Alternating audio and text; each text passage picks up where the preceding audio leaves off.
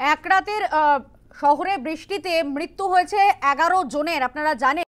এবং সেই ঘটনাতেই কলকাতা হাইকোর্টে মামলা দায়ের আইএসএফ বিধায়ক নওশাদ সিদ্দিকীর। তদন্ত কমিটি গঠনের আর্জি বিধায়কের, মামলার অনুমতি বিচারপতি সুজয় পালের।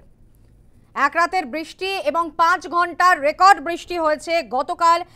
আমরা দেখেছিলাম যে গত পরশু রাত থেকেই বৃষ্টি শুরু হয়েছিল এবং 5 ঘন্টার রেকর্ড বৃষ্টিতে মৃত্যু হয়েছে 11 জনের।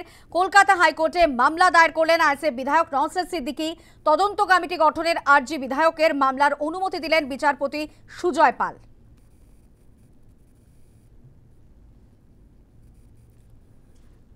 আপনারা জানেন যে গত পরশু রাতে প্রায় 5 ঘন্টা তুমুল বৃষ্টি, একটানা বৃষ্টিতে এখনো কিন্তু দুর্ভোগে এখনো কাটেনি। জল যন্ত্রণা, দুর্ভোগ পোহাতে হচ্ছে বহু মানুষকে এবং তার মধ্যে বিদ্যুৎস্পৃষ্ট হয়ে মৃত্যুর ঘটনা ঘটেছে। শহরে মৃত্যু হয়েছে 11 জনের। আর এই ঘটনাতেই কলকাতা হাইকোর্টে মামলা দায়ের করলেন আইএসএফ বিধায়ক নওশাদ সিদ্দিকী।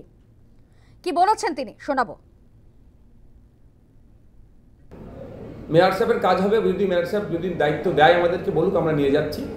যেগুলো যে কলকাতা শহরের এই নিকাশি ব্যবস্থাকে ধ্বংস করেছে, যেখানে সেগুলো বুলডোজার চালাবে, জিজ্ঞাসা করুন তো। বৈধ তো অবৈধ নয়। একটা সময় শুনেছিলাম ম্যানমেড, তো ম্যানমেডকে ধ্বংস করতে হবে। তো সব সময় বললে হবে যে ওরা জল ছেড়ে দিচ্ছে, ওরা পানি ছেড়ে দিচ্ছে আর আমাদের এখানে ডুবে যাচ্ছে। এটা কতদিন চলবে? এই অসহায়দের মতো কথা কেন? 14 বছর উনি শাসন কার্য বাংলায় চালাচ্ছেন। 14 বছরে কি পরিবর্তন করেছে সেটাও জানতে চাইছি। যদি বারবার ডিবিসি এই পঞ্চায়েত থেকে যদি এই ধরনের এসে আমাদের এখানে প্লাবিত হয়, আমাদের এখানে ক্ষতিগ্রস্ত হয়, আমরা এর বিরুদ্ধে কি ব্যবস্থা গ্রহণ করেছে? ইলেকট্রিক ডিপার্টমেন্ট থেকে, মিউনিসিপ্যাল কর্পোরেশন থেকে, রাজ্য সরকার থেকে আমরা টোটাল পাটে আমরা আমাদের অভিযোগ আমরা করেছি, মানে আমাদের কোর্টে আমরা করছি, দ্বারস্থ হচ্ছি যে কোনো মতেই কেউ এড়িয়ে যেতে পারে না।